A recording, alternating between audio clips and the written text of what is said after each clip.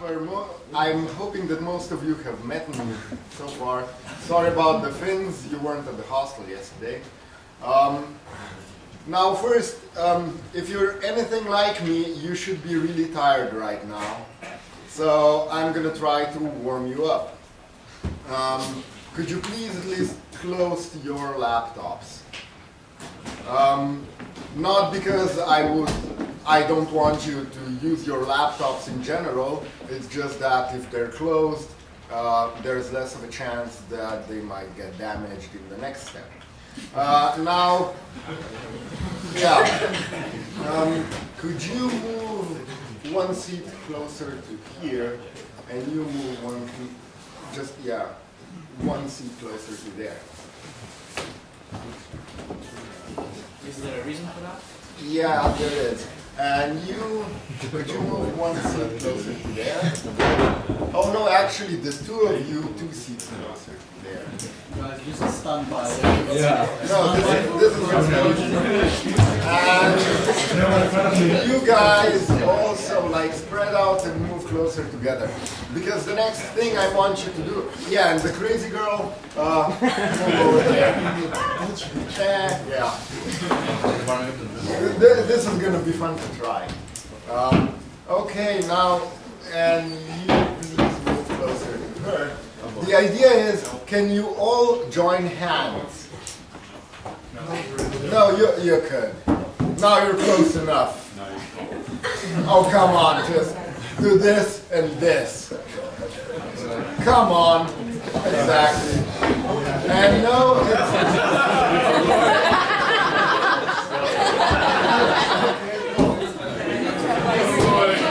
now, starting from you just stand up and you follow. Let's go away. Okay, now the next line. Okay. And you guys. Go on.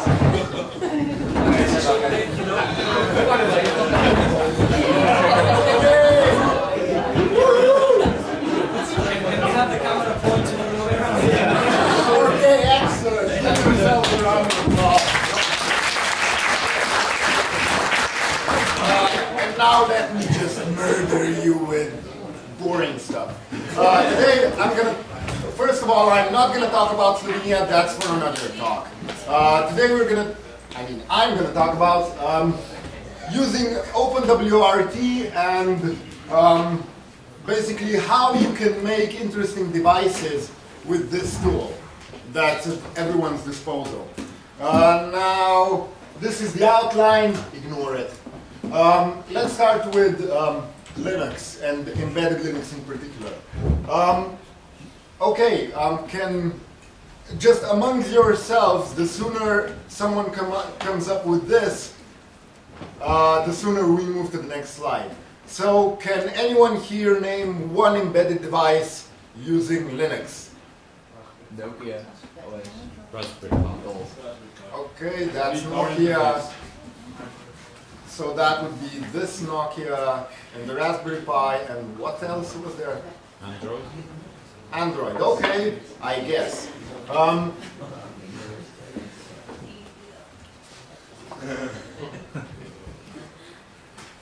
Now name 3 embedded devices that are using Linux that are not phones or routers.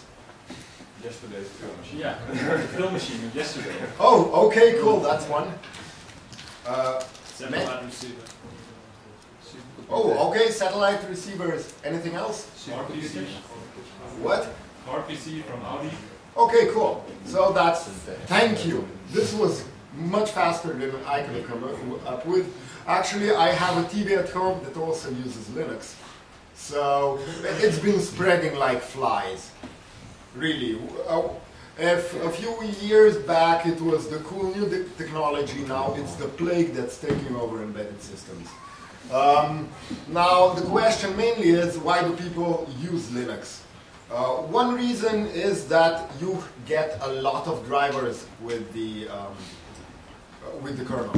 So if you're a manufacturer and you want to add support for networking, you're going to have a lot of drivers there. Pretty much everything that you develop on a PC is going to work. Also, you have, I mean, it's free, and a lot of people are using it, which means that if you're engineers, you're going to be cheaper for the employer if they use Linux instead of something less widely spread. So, yeah, Linux is getting used a lot. And now the next thing is, can you name 3 distributions used on wireless routers? Or is it routers? Oh, right, I have British people here. Please tell me, is it a router or a router? A router. Okay, thanks. I've been wondering about this for like years. Okay. If you're asking it from an American and he's telling you it's a router. Yep. Sorry to confuse you. Okay. I remember that they were invaded in 18-something. Could you do it again? Bring some order to the world? Okay, so has anyone heard of any Linux distributions that are meant specifically for devices like this? Tomato. Okay, Tomato. Anyone else? OpenWRT. Okay.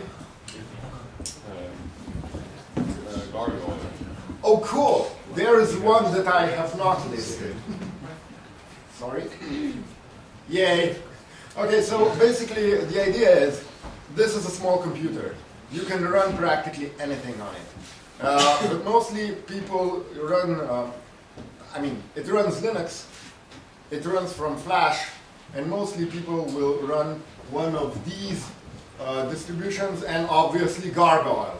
So, yeah, if I could, I would add it to here. Unfortunately, I'm using PDF. I'm using PDFs, so.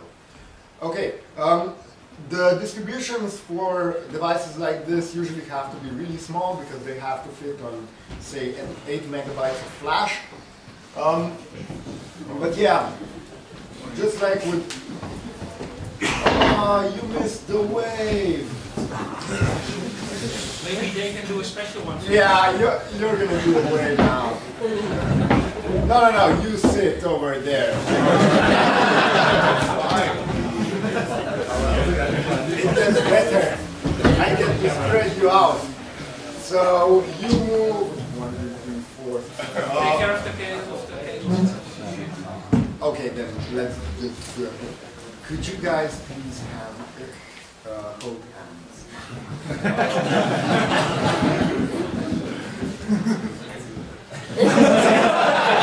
No. Oh, this is gonna be excellent. So close. Okay, now you stand up. Now you stand up and you sit down. Thank you.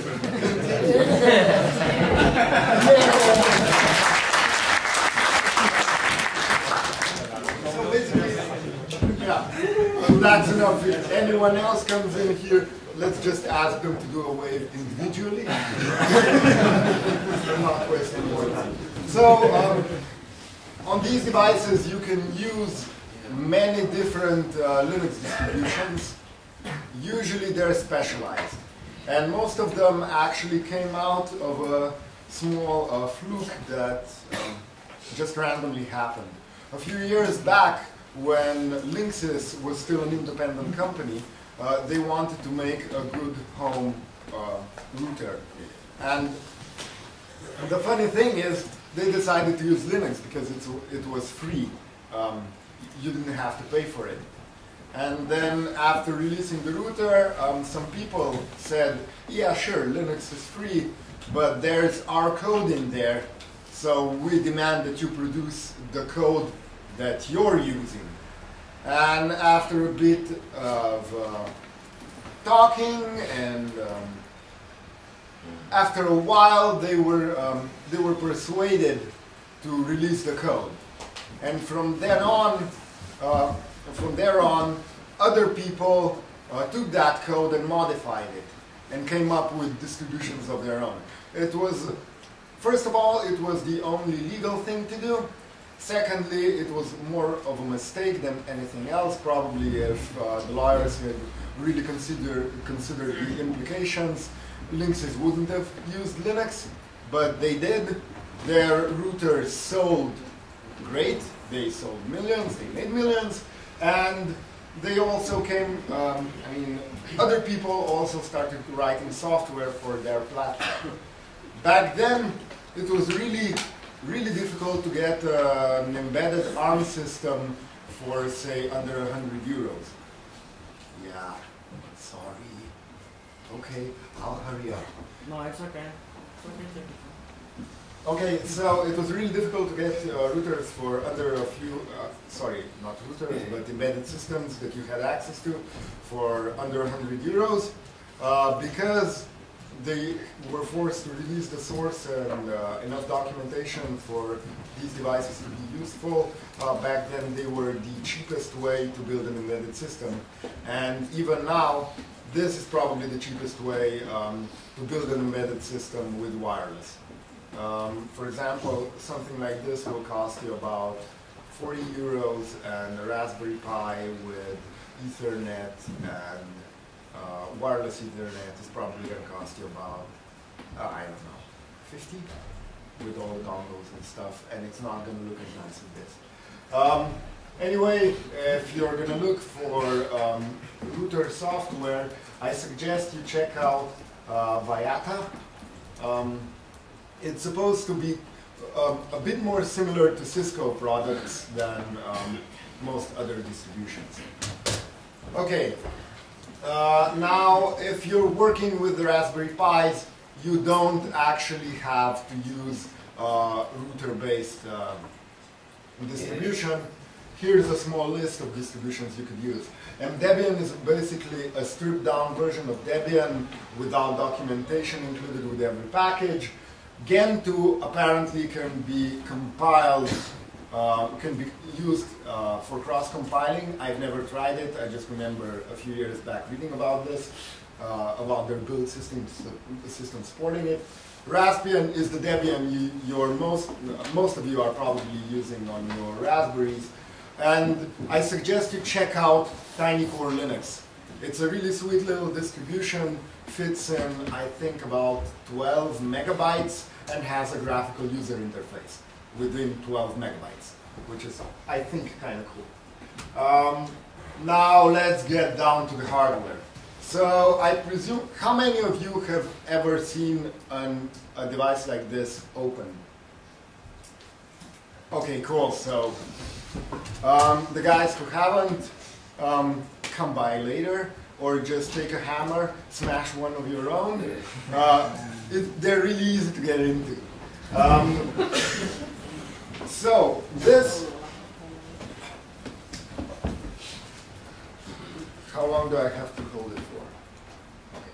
You only have to switch it on, and then it's going to take over automatically. It's blinking blue lights. It's fine. Okay. Hold on. Whoa, cool. So, is it me or is nothing visible? Okay. There seems to be some sort of glare. Anyway, this is a wireless router. This one in particular is a WRT, I think 160 NL. Let's see. Yeah, it's a WRT 160 NL by Cisco. And it was made to be hacked. What do we mean by that? If you look at the printed circuit board here, it actually has additional connectors, which there is no way you can see here. Anyway, just believe me that inside these connectors there are extra traces on the PCB that you can connect to without opening the case and voiding the warranty. And the buses you have available are USB over here. You can connect, I think you can connect I2C devices somewhere on here, and you can use the blinking lights. Oh God, I can't believe I forgot to do this. For a moment there, I thought I had an extension cord. Okay, so, and you can use the blinking lights as general purpose input-output. So this is a really nice, useful little embedded device. It will also work on batteries because it has a built-in power supply that converts from about 9 to, say, 18, 20 volts to whatever the circuits on the board are using. So something like this is really, really, really useful. Why is it useful? Well, mainly because you can build additional devices from this. But the main question, if you want to build a device, is what the hell is inside here? How do I find out which hardware is on this router? Well, the first thing that's worth doing is just reading the chip markings. So you've got a bunch of chips. Usually they're not covered. Read them. And try to figure out what's inside of it by reading the chips. Okay, now suppose you can't open it. What else can you do? Well, if you can connect to it, that's going to be fine. If you can't, tough luck. What else can you do? Actually, you can hope that someone else has opened it for you, and that's the next thing I want you to know about, is that there exists a thing called the table of hardware. Basically, the distribution that I mostly use, and mainly because it's the one I've gotten used to, is OpenWRT. And even if you're not into embedded design, this distribution is really, really, really useful for you, simply because they keep a table of all hardware that the developers have run into so far on their website. So if you go here, which we're going to do about now, I hope I close my porn. Okay. Yes, no porn. So that's wiki.wrt.table of hardware. Forgive me.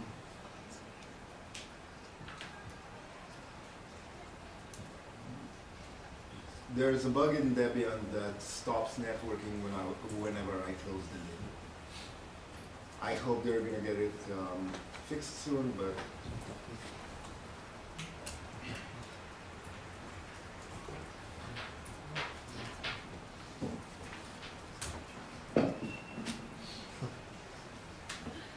and now this should work.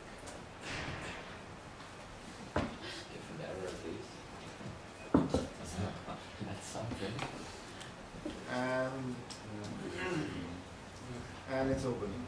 And this is a really, really slow laptop. The other one I was hoping to use broke down yesterday night on my way from the hostel. Oh, by the way, Finns, do you have any hot air soldering stations in this building?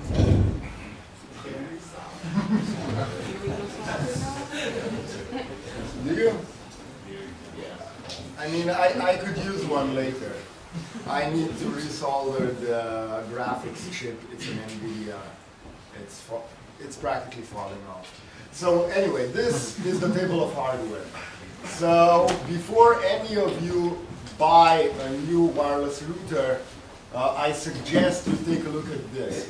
Even if you're never going to use OpenWRT, this table of hardware is worth using, because basically when you buy a computer, you're going to want as much RAM as possible, the best processor you can get, and as much disk space as possible, and then the best, I don't know, wireless networks, adapters, graphics card, whatever you can find in a computer, you're going to want the best, right? But when you come into a shop, if you look at the packaging, every router is the best. They all offer improved wireless range and speeds 10 times greater than usual and stuff like that. And if you look at the box, practically no one says what kind of CPU the router is using, what kind of network chip it's using, what sort of RAM they have. So you go to the table of hardware, and for example, for Linksys, these are the routers that have been found in the wild.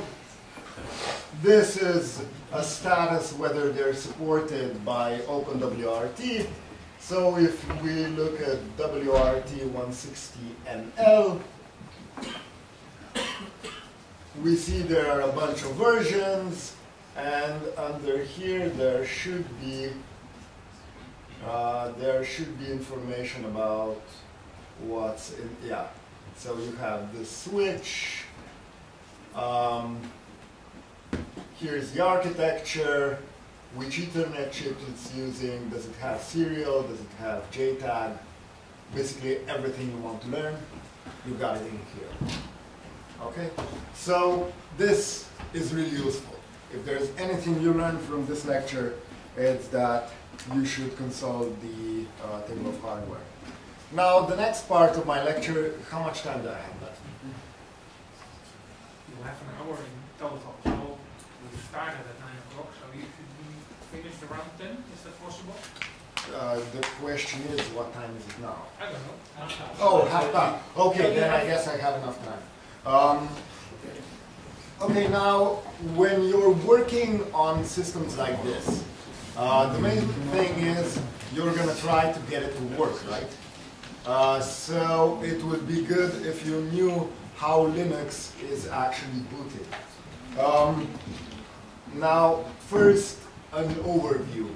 On normal PC, the first thing you're going to see, and now because I have just one laptop, we're going to waste a bunch of time here. Don't worry about it. The first thing you're going to see is the BIOS, or the I think it's extendable firmware interface. This is run from a chip that's on your motherboard, and it initializes the hardware. Then you're going to start the bootloader, which will usually show menu, then load a small Linux system into RAM and boot from there, and then it's going to load a small initial RAM file system. It's also going to load the kernel, and then it's going to boot your system from the initial RAM file system.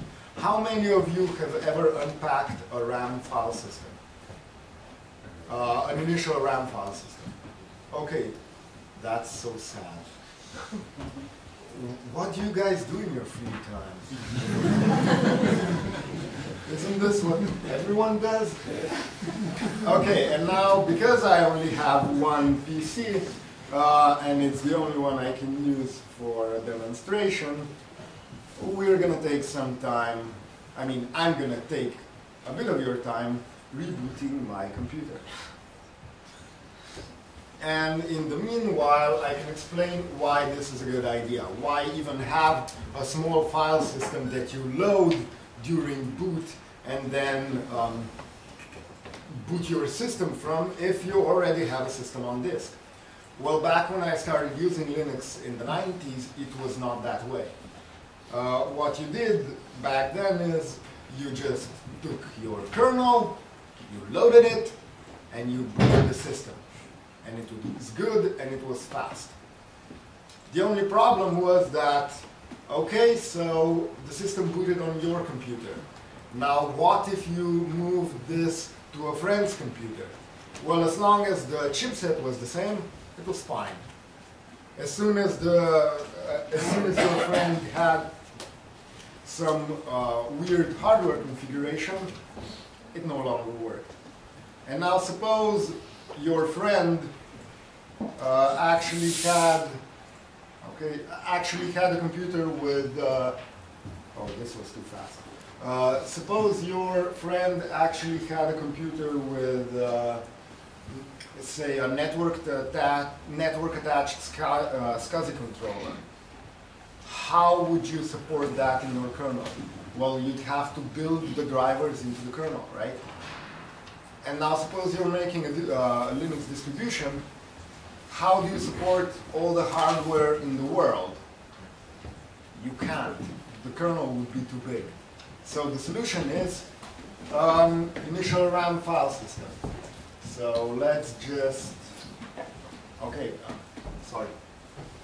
Now that this is booted, I'm showing you almost the second stage in the boot process. Let's call it the second stage. This is the bootloader. How many of you have ever changed the menu in a bootloader? Okay, this is much better. Cool. Seriously? Okay. So usually once the BIOS has done its work, the system loads a bootloader which is able to present you with a menu like this. And within this menu, if you're using a normal bootloader, you can change some options. So this is the configuration for my Debian system, blah, blah, blah, bunch of freaky stuff. This is a directive that tells it to load the kernel, and here it's telling me to load the initial RAM file system. Now what happens if I, for example, change this to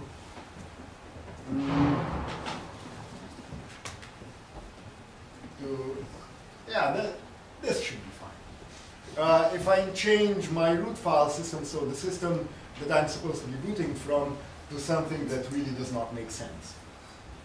Now my system is still going to load the initial RAM file system, and it's going to boot into that system. And now this initial RAM file system is going to try to do what it was made for.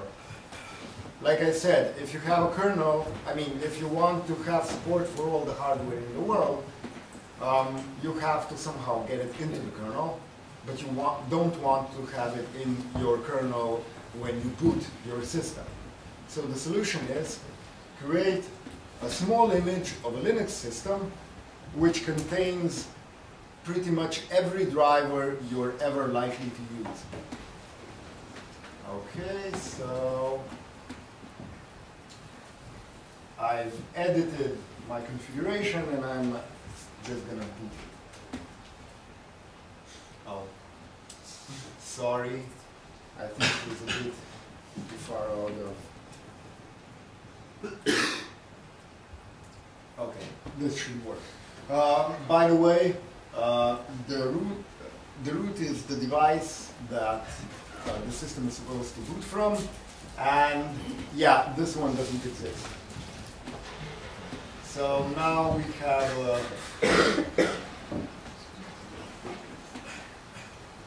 have a boot system booting. It says it's trying to mount the root file system, and it can't find one.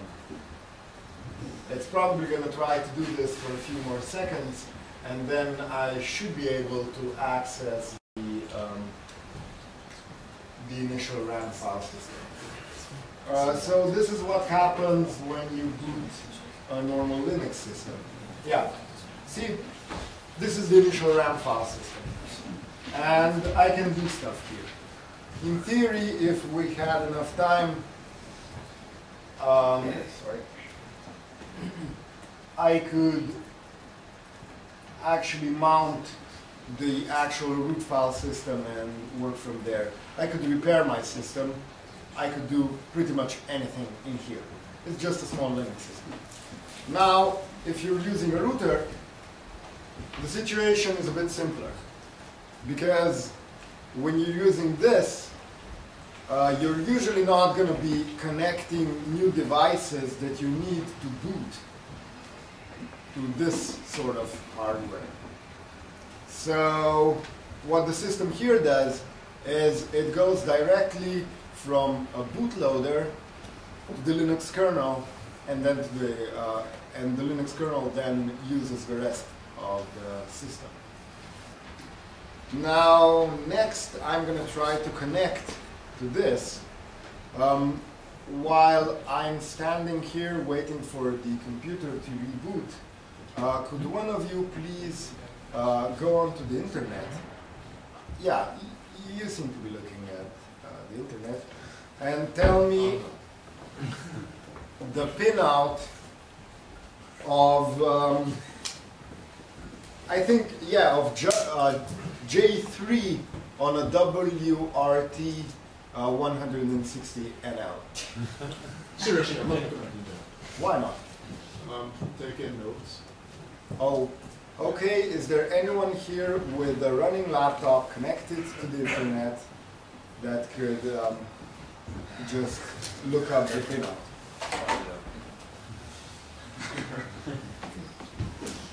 What was the type of the router? WRT 160 NL.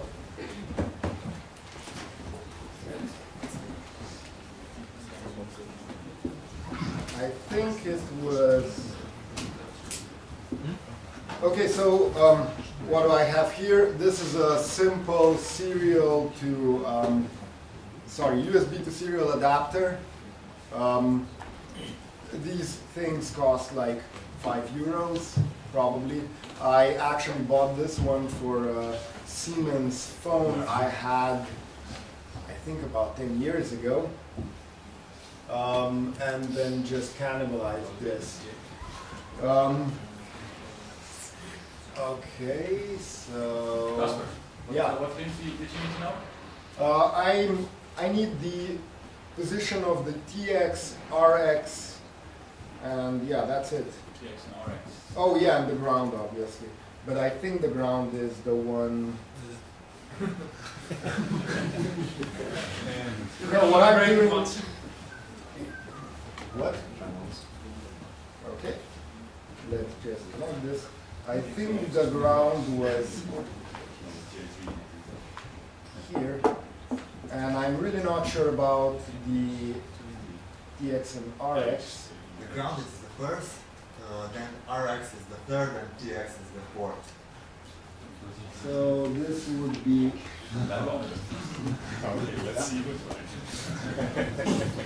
So just connect this to the ground. Wait, you said the third was the TX, right? RX. Okay. TX is the fourth. Then this here. And if you're wondering why I'm doing this like this, the reason is really simple. This way I can use the same adapter for other routers. And why am I showing you this? Mainly because if you have a router that's been bricked, which does not work, this is a useful tool to make it work. So let me just...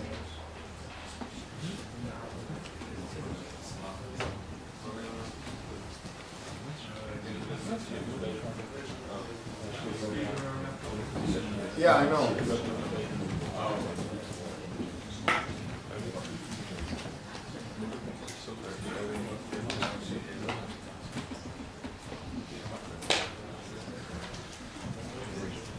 Wait, does it actually disconnect when you do this? Maybe. Okay, so now I'm hoping to show you how a router boots and what you can do while it's booting. In the meanwhile, I'm going to talk about what the internet was made for. So we all know that the internet is really, really great, right? Some people see where I'm going. And yeah, that's fast connection, so I don't have to wait. Exactly. I browse all day and night. There's always some new site. Okay. So basically, the real story is that a few years back, I got to do a little segment on our national TV inside the show that was dedicated to computers. So every 2 weeks, I would get a few minutes to talk about, a few minutes, I mean 1 to 2 minutes, to talk about free software. And one day, the editor of the show decided that that we should make a whole show dedicated to pornography and erotica and their impact on computing. Now, obviously, we didn't show any cleavage. It was completely child safe. We just talked about all the software that was developed because of porn. We talked about everything related to porn. And, well, not exactly for my segment, but for the segment that dealt with hardware, the idea was to show some sex toys that could be connected to computers. So, yeah, that was a great idea. The only problem is that to this day, it's really, really hard to find a sex toy that connects to a computer. Somehow, very few people are turned on by this. I don't know why. So the guy who had to do the part of the show about hardware actually went to sex shops asking if there was any device that he could plug into a computer. And there were not. There wasn't a single one. So we had 2 weeks to do a show, and back then I had a bit more free time on my hands, so I decided to build a USB-enabled vibrator and show it on the TV. Now, unfortunately, just like my laptop, it's broken during the transportation. No, seriously. The part that's broken, okay, this is the vibrator. Yeah, it's horrible. I can tell you where I got it. Later, we're going to hang out anyway. As you can see, it's not something you would like to get anywhere near a person's naughty parts. It's built from a small microcontroller and a MOSFET to operate the electrical motor. All the parts cost about, I don't know, €3. And the part that's broken down is actually one of the legs for the 12 megahertz quartz crystal. So if you have any of those lying around, seriously, this is a faculty. People are supposed to have those. So maybe later we can make it work. Now, why am I telling you this? Obviously, this was a bit controversial. You can imagine, the show was supposed to be educational. We were part of a kids program. Come on, we did not show anything bad. What? What country? Slovenia.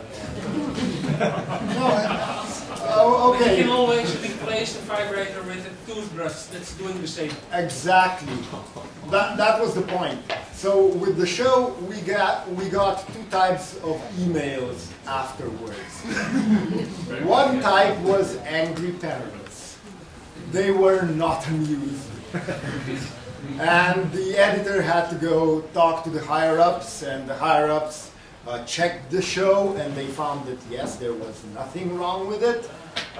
So we didn't even get suspended or anything, so that was fine. The other type was people who were inquiring about this. Obviously, if I remove this, I can run any sort of electric motor from this. And I've actually built, but sorry, I don't have enough space in my luggage. I mean, I didn't have enough space in my luggage to bring it to you. A small amphibious vehicle that runs Linux and that is controlled over USB. For testing, I was able to place my laptop on it and have it like ride around. I was able to use my camera, and if I ever wanted to make it lighter and more versatile, I could have used one of these, right?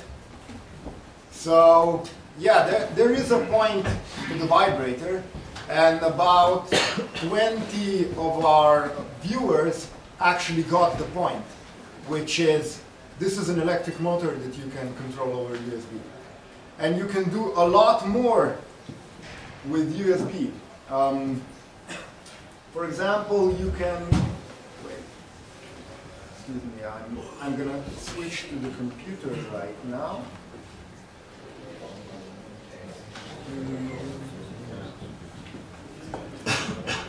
And it's not in the list.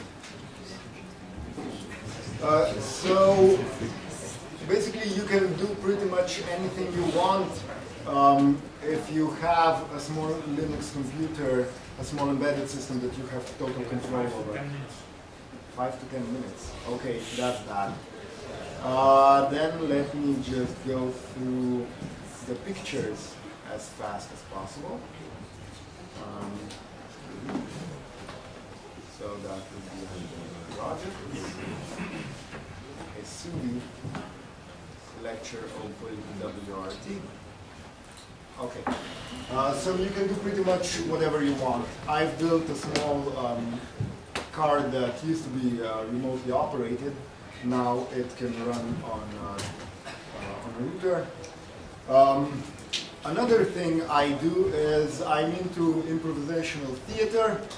I'm not any good at it, but back when, I mean, a few years ago, we had to replace a semaphore we usually use.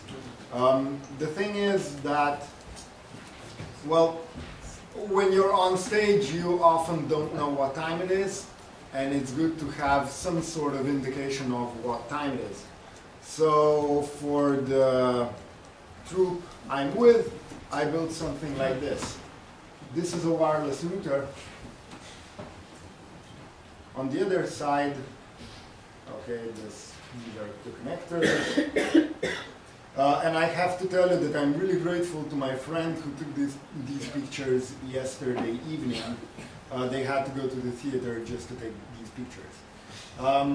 And this is a small, not actually Arduino controlled, but microprocessor, AVR controlled clock that can show you some sort of numbers. And yeah, one of the segments is not working the way it's supposed to. You just have to bang it to make it work. And you have a couple of lights underneath it. And this is actually running OpenWRT in the background with some additional drivers that I was able to upload. So you can build devices like this. And the good thing is you test all your hardware on a PC or a Raspberry Pi, and then you just move the software to your wireless router. How do you do that? Well, there is with OpenWRT, you have something that's called the OpenWRT build system. Obviously, due to time limitations, we're not going to get deeply into this, but let me just show you how you add support for these. No, I'm not going to be able to show it to you because the source of WRT, the one that I've downloaded, is actually on my other computer. But basically, when you're working with distributions like this, I'm going to show you what the user interface is mostly like. What I'm going to show you here is another embedded Linux distribution. Maybe you've heard of it. It's the UC-libc build root. So if you're taking notes, write down UC-libc. Okay? Basically, with these distributions, what you do is you pick your architecture, you pick the compiler you're going to use, you pick whatever programs you want to use, and then you say compile, and it usually works. If you want to do this by hand, you're going to lose months of work, because getting cross-compiled toolchain working isn't that easy. You can do it though. And with OpenWRT, the main thing, the best part about it is that the documentation is okay. The build system works great. It's relatively easy to port, and it's relatively easy to create your own packages. And the last thing I learned that I wanted to convey to you regarding this is when you're trying to build your own OpenWRT packages, pretty soon you're gonna find out that the best way to do it probably is to use the auto tools. How many of you have ever compiled Linux programs on your own? As in, you downloaded a source package and then you compiled it for your PC. Okay, cool. The rest of you, if you ever see something, instructions like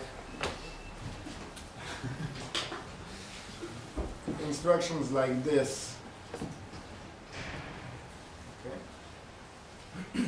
Config, something like configure, make, install. This configure part is provided by AutoTools. And if you Google for Auto Tools,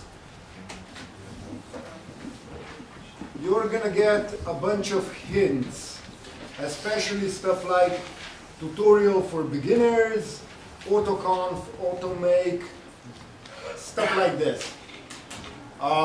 My main suggestion is, even though they don't have pretty pictures and they look outdated, it's best to look at the instructions on their official site. What? Sorry, I can't read that. Yeah, I know. So, please, if you're trying to build your own little Linux devices, read the instructions on GNU.org, the how-tos, and looking at other people's examples will usually just make you lose time. Okay? So this horrible page is the best place to go to. So just to let me recap, if you're buying a router, look at the table of hardware. If you're looking to develop your own devices, you can you can really save a lot of time if you use the OpenWRT's build system. And to use the OpenWRT's build system, just look at the AutoTools documentation. The rest is pretty simple. Cool. That's it. Thank you for your patience. Now, are there any questions?